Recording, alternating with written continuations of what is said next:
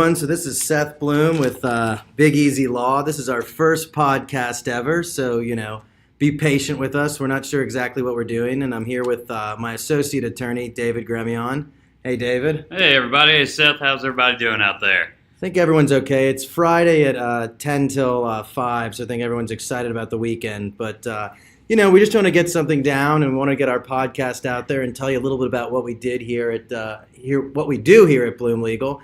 And then I think we're going to have a bunch of cool episodes and talk about different things that happen in New Orleans. And I want to talk a lot about the law and criminal defense and a little bit of injury work with what we do. But that would be really boring. So what I want to do is also talk about New Orleans and food and politics and maybe even a little sports.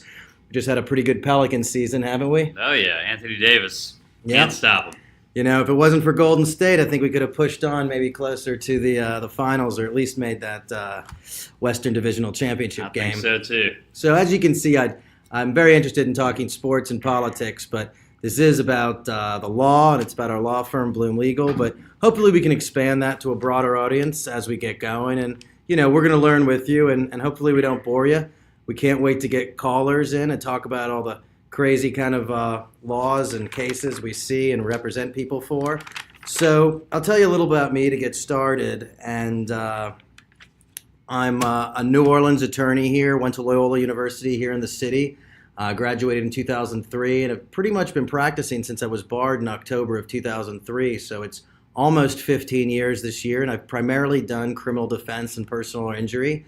And, practicing law here in New Orleans, I know David and I have only been working together for about 6 or 8 months, but we haven't seen too many crazy cases, but I can tell you in 14 plus years of practicing, we've seen all sorts of crazy cases. And I know we just finished Jazz Festival, and it's festival season coming up. So, David, did you go to Jazz Festival? I missed it this year. The first year in probably 5 years I have not gone, unfortunately. Well, that's probably because you're working too hard here at Bloom Legal. That's what it is. So we're keeping you busy. So that's a good thing. Beautiful weather, great bands out there the last few weeks. So I know a lot of people had a great time. It really was the nicest weather. I think once, maybe 5 or 6 years ago, there was weather this nice, but spring really held out. Because it's already, today I saw in my car, it was 95 degrees. So summer is here.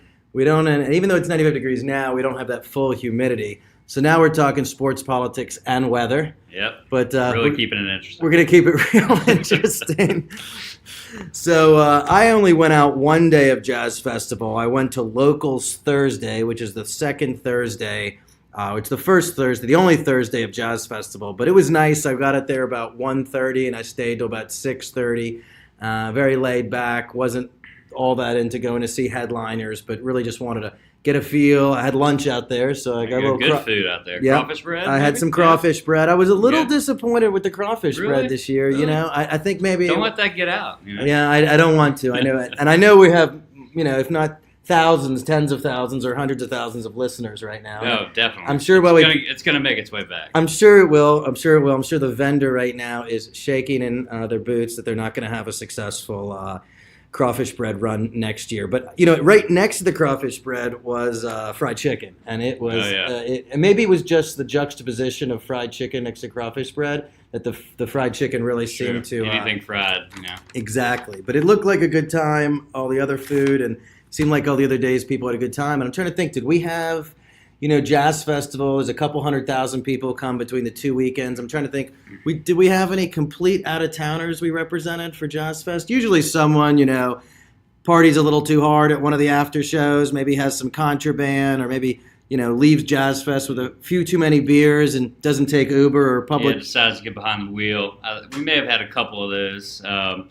This year, but it wasn't as eventful as Mardi Gras, that's for sure. Over the years, and I'll just think about some Jazz Fest stories. I mean, none of them are that crazy. One time, a guy that I represented was giving a scalping citation, and I don't think I've ever, in 15 years of practice, seen a scalping ticket. I thought that was pretty much, an understood.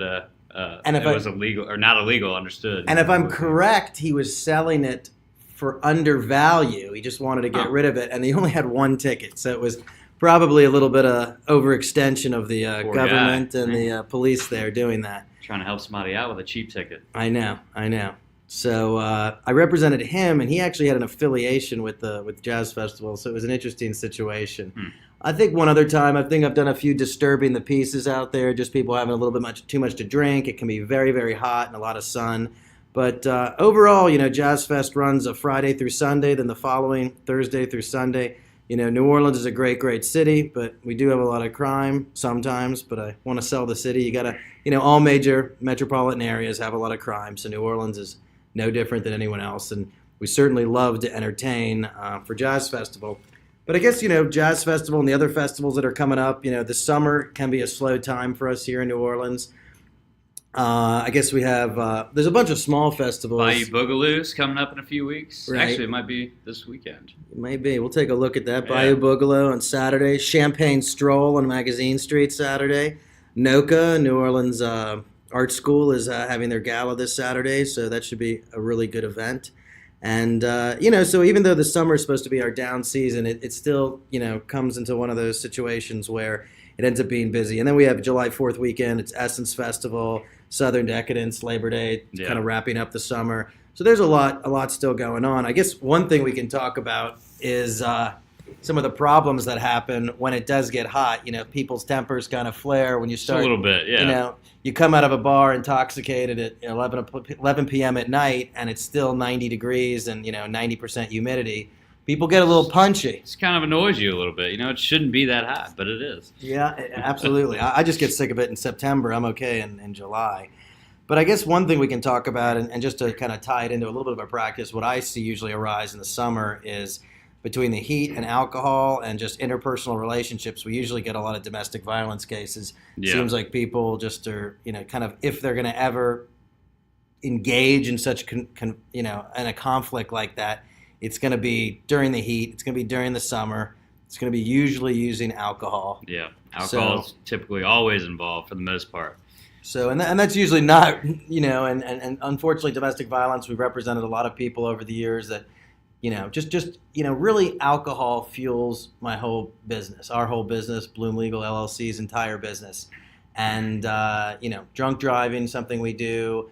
Any sort of crime of violence, for the most part, especially if it's not robbery or something like that, or murder, involves alcohol. I call them party crimes. So things like public drunkenness, lewd conduct, criminal trespass, disturbing the peace. These are the kind of things you see. DWIs too, although DWI, you certainly are very dangerous and you're putting other people in jeopardy.